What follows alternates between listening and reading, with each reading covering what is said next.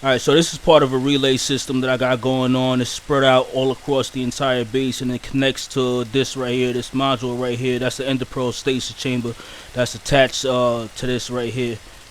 So let's go down here and take a look at this real quick. This is the Enderpearl stasis chamber. This is a vanilla concept for basically controllable teleportation. So the way Enderpearls work or whatever, once you right click them, you'll throw them. Once they make contact with the ground, they'll teleport you to the spot that it made contact on the ground at. So when you put soul sand down, you put source blocks of water. You need about 6. I have 8 right here. It creates a bubble column, you know what I'm saying, which forces items to upwards, to float upwards. So if you throw an Enderpearl downwards into it, it'll cause the Enderpearl to float back up to the top, thus creating basically a stasis. You know what I'm saying? Stasis meaning frozen in time or whatever. But that's where the stasis chamber part comes from, and it's inside of a little enclosure or whatever. So that's the chamber part. So that's the reason why it's called an Enderpearl stasis chamber. So we have that hooked up to a little bit of redstone, have a trap door on top. You know what I'm saying? Have a redstone torch, one line of redstone leading into the trap door, whatever. This redstone torch is constantly on, so it's gonna keep the trap door up, activated, meaning it's always constantly up. We have a repeater pointed into a block, and we have a receiver. So this receiver is from Create. This is a Create component or whatever. You know what I'm saying? This is a wireless redstone receiver. You know what I'm saying? It could be a transmitter or a receiver, depending on which mode you put it in. I'll put it into the receive mode. That's why you see a dial around a little antenna. You know what I'm saying? So if I shift and right click on the link controller, this is basically a wireless redstone controller.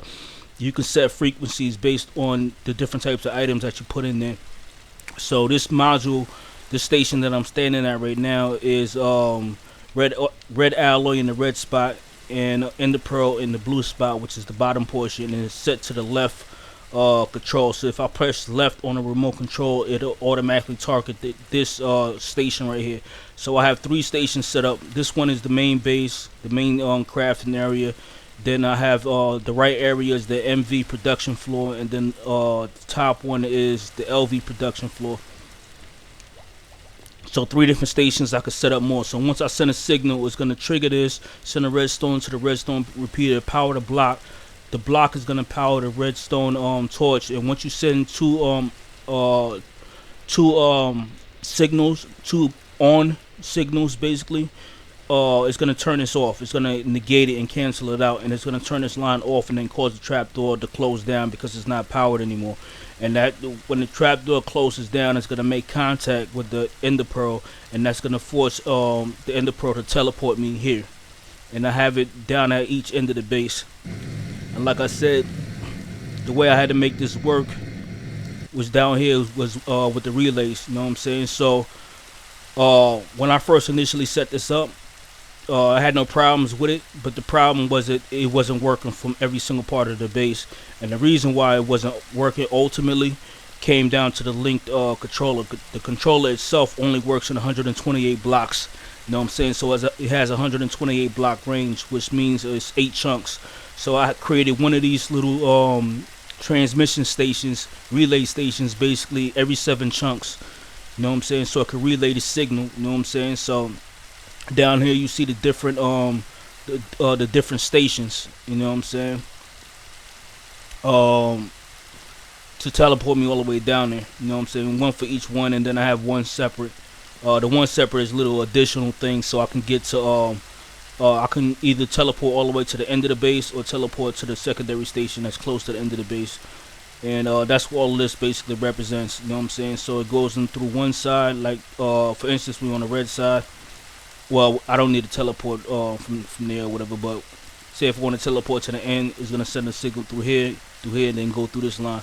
This line right here, this is a transmitter because it has no dial around it. It's gonna connect to another transmitter down here, but it's in receive mode, and it's gonna receive it on this frequency. The frequency is bucket red and the pearl blue. And if we go down here, you get to see it.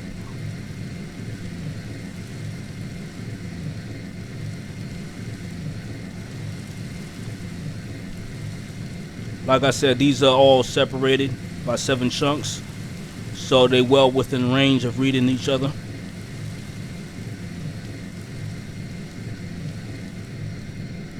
And I'm not gonna what's the name? What I'm gonna do is take the hypertube line, to showcase the rest of them. So the whole purpose of this is so I don't have to take the hypertube line as often, like if I needed a particular item, because my main storage is down there where I was at.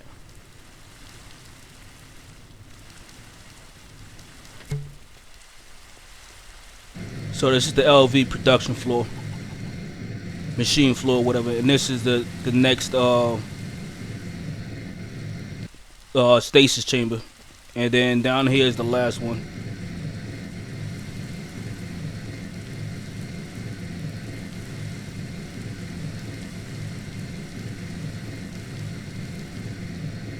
That's the last relay station.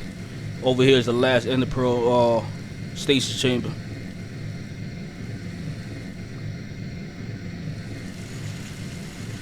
So like I said, pull out the remote control. We're gonna go to the first area. So you see, teleported me right back to the first area. And the only thing I have to do down here is to load the chamber back up. So you crouch down, look straight down, throw the Ender Pearl. It's gonna come directly back up. Now we're gonna go to the LV production floor, machine floor. And we here at the LV production floor.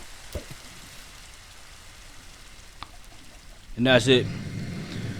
The other things I said I was gonna do was come up with a better system for the frog ports, or a faster system, and I came up with a more elegant design or whatever. So I just have ender drawers, and I forgot these were actually in functional stores, because I don't really use this mine like that. I'm used to storage drawers, the original storage drawers mine. Anyway, but I can request something here and click send, and that should pop up in here in a minute. And this is everything I just ordered, just that fast, and I could just send it back right here. So I don't need to use the default what's the name, and I could also have another in the chest down here to send it back, but I don't want to negate the frog port system completely. I don't want to negate it completely. So if I hit the thing, go back to the first section of the base, you can see all the packages starting to come in.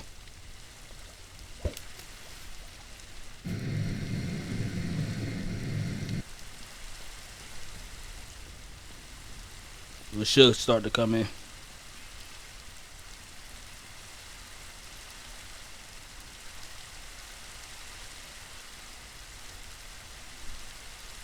Never mind. I'll find out later on if the packages, they shouldn't have got down here faster than I made it down here though, honestly. Anyway, I'll find out what's going on with that. Yeah, that's basically it. So that ender drawer is connected to this ender drawer right here. It took a little second to figure out how to connect these, because they don't really tell you how to connect these properly. But here they go. Took a while.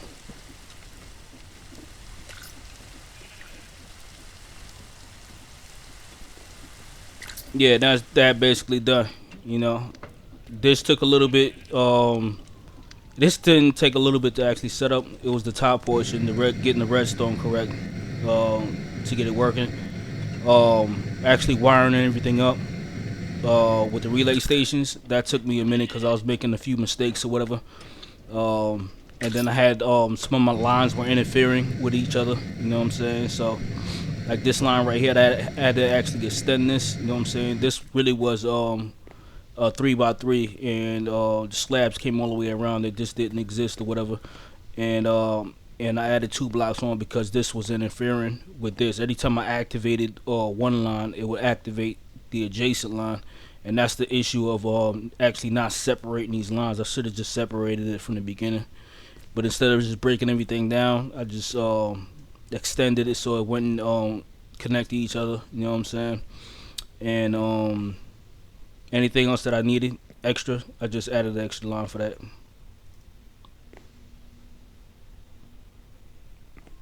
So this one right here is to go to the last section of the base.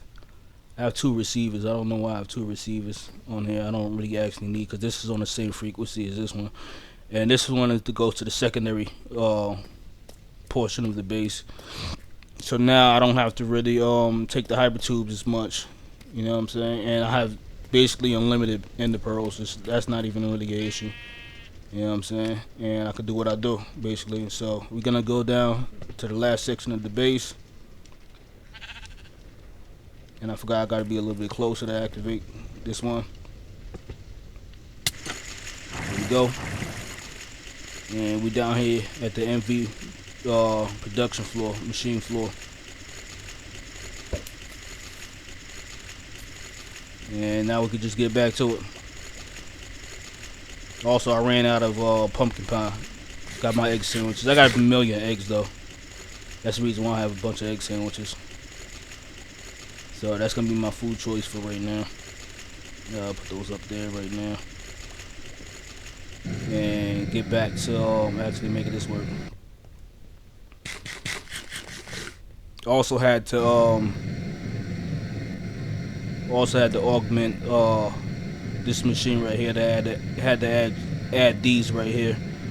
I was running off the power that was already inside the machine or whatever, you know what I'm saying? But I needed extra power to run into these machines. And then same issue I was running across before. A lot of the machines weren't getting power the way they needed to get power or whatever. So I had to add some extra lines and 2 extra battery buffers to make everything work. But now everything's working fine, you know what I'm saying? I just finished making, yeah, I got 92 MV circuits now. So I can make the rest of the stuff that I was going to make. And that's basically it. So I'm gonna just get back to what I was doing.